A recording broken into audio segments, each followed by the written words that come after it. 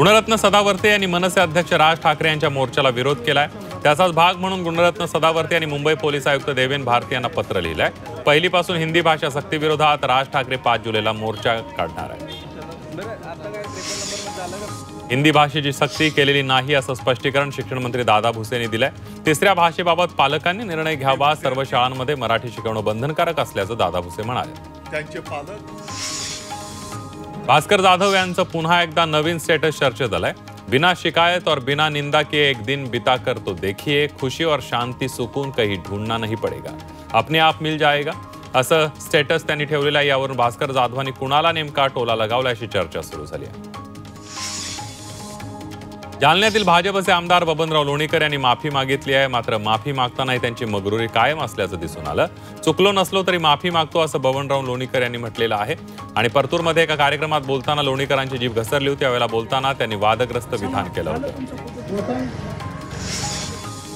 जनसुरक्षा विधेयकावर अंतिम शिक्कामोर्तब करण्यात आलाय। पावसाळी अधिवेशनात हे विधेयक मांडण्यात येणार अशी माहिती महसूल मंत्री चंद्रशेखर बावनकुळे यांनी दिली आहे। अर्बन नक्षलवादाला आळा घालण्यासाठी या कायद्याचा फायदा होईल अशी अपेक्षा बावनकुळे यांनी व्यक्त केली आहे। भाजप आमदार मंदा म्हात्रे यांनी नवी मुंबईतील विविध समस्यांसंदर्भात मनपा आयुक्त कैलास शिंदे यांची भेट घेतली।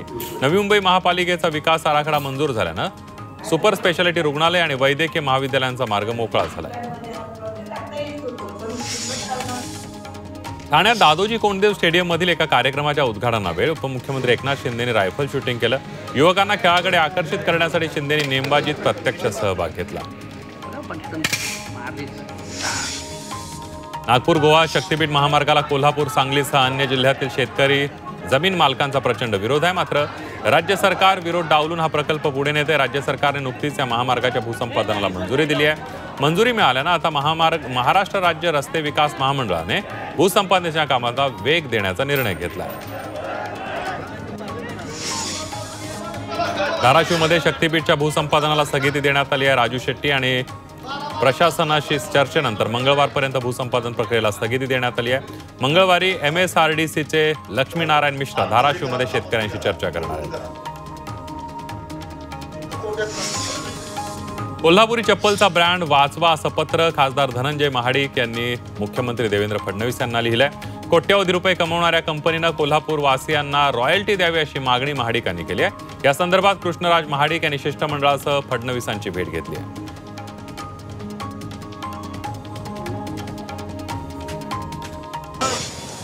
आषाढी महिन्यात सुरू होणारी पुरी इथली जगन्नाथ यात्रेला उद्यापासून सुरुवात होणार आहे। जगन्नाथ मंदिरामध्ये उत्सवाला सुरुवात झाली आहे। संपूर्ण ओडिशाचं वातावरण भक्तिमय झालंय। पुढील 9 दिवस ही यात्रा चालणार आहे। अनुचित प्रकार घडू नये यासाठी चोख बंदोबस्त ठेवण्यात आला। मुख्यमंत्री योगी यांनी कावड यात्रेपूर्वी अधिकाऱ्यांसोबत उच्चस्तरीय बैठक घेतली। प्रक्षोभक घोषणा आणि जे-जेच्या उंचीवर कडक कारवाई करण्याचे आदेश देण्यात आले। तसंच कावड मार्गावर मांसाची खुलेआम विक्री केल्यास कडक कारवाई केली जाईल असे आदेश देण्यात आले। लातूर जिल्ह्यातील रामलिंग मुदगड गावात वीज चोरीचा ठपका ठेवत थेट 200हून अधिक ग्राहकांना महावितरणने दंडाचं वीज बिल पाठवलंय। वीज बिलावर थेट वीज चोरी असा उल्लेख करण्यात आलाय। 1.5 लाख रुपयांपर्यंतची दंडाची आकारणी झाल्यानं गावकऱ्यांना धक्का बसलाय। आम्ही चोर आहोत तर सिद्ध करा असं आव्हान गावकऱ्यांनी महावितरणला दिलंय। डोंबिवली विभागातील धोकादायक इमारती असलेली नागरी सुविधा केंद्र बंद करण्यात आली आहेत। KDMCने सुरक्षिततेच्या कारणास्तव केंद्र बंद करण्याचा निर्णय घेतला। यामुळे नागरिकांचे हाल होत आहेत। दरम्यान नागरिकांनी सहकार्य करून ऑनलाईन पद्धतीने अर्ज करावेत असं आवाहन KDMCने केलंय। महावितरणच्या दुर्लक्षामुळे उरणच्या पूर्व विभागामध्ये विजेचा लपंडाव आता वारंवार वाढलेला आहे। वीज वाहिन्यातील नादुरुस्तीमुळे वीज खंडित होते। याचा फटका नागरिक, व्यावसायिक तसंच विद्यार्थ्यांना बसतोय। महावितरणची वीज अनेकदा खंडित होत असल्यानं नागरिकांमध्ये संतापाचं वातावरण आहे। माझा कारभारी लय भारी असं म्हणत पुण्यात महिलेनं आपल्या पतीला चक्क खांद्यावर उचलून घेतलं। खेड तालुक्यातील आंबोली ग्रामपंचायतीच्या सरपंचपदी कैलास शिंदे यांची बिनविरोध निवड झाली। यानंतर विजयाचा जल्लोष पाहायला मिळाला। यावेळेला कैलास शिंदे यांच्या पत्नी राधिका शिंदे यांनी आपल्या सरपंचपतीला खांद्यावर उचलून घेत कौटुंबिक विजयाचा जल्लोष केला। वर्ध्याच्या देवळी तालुक्यातील डिगडोह इथं 3 मुलं पुराच्या पाण्यामध्ये अडकली आहेत। अडकलेल्यांमध्ये एका शाळकरी मुलाचा समावेश आहे। यशोदा नदीला अचानक पूर आल्यानं ही मुलं अडकली। बचाव पथकाच्या मदतीनं मुलांना पुराच्या पाण्यातून बाहेर काढण्यात आले प्रयत्न सुरू आहेत। जिल्ह्यामध्ये रात्रभरापासून मुसळधार पाऊस सुरू आहे, त्यामुळे यशोदा नदीला पूर आला। पंचगंगेच्या पुरामध्ये कार टाकणं चालकाच्या चांगलंच अंगलट आलेलं आहे। शिंगणापूर हनुमंतवाडी मार्गावर पुराच्या पाण्यामध्ये एका कार चालकानं कार घातली आणि पुराच्या पाण्यामध्ये ही कार चालकासह वाहून जाऊ लागली। स्थानिकांच्या हे लक्षात येताच त्यांनी तातडीनं अग्निशमन दलाच्या जवानांना बोलावलं। तब्बल तासाभराच्या प्रयत्नानंतर अग्निशमन दलाच्या जवानांनी कार चालक आणि कारला पुराच्या बाहेर काढलं। सलग 8व्या दिवशी नाशिकमध्ये पूर परिस्थिती कायम आहे। दुतोंड्या मारुतीच्या पायापर्यंत पुराचं पाणी आलंय।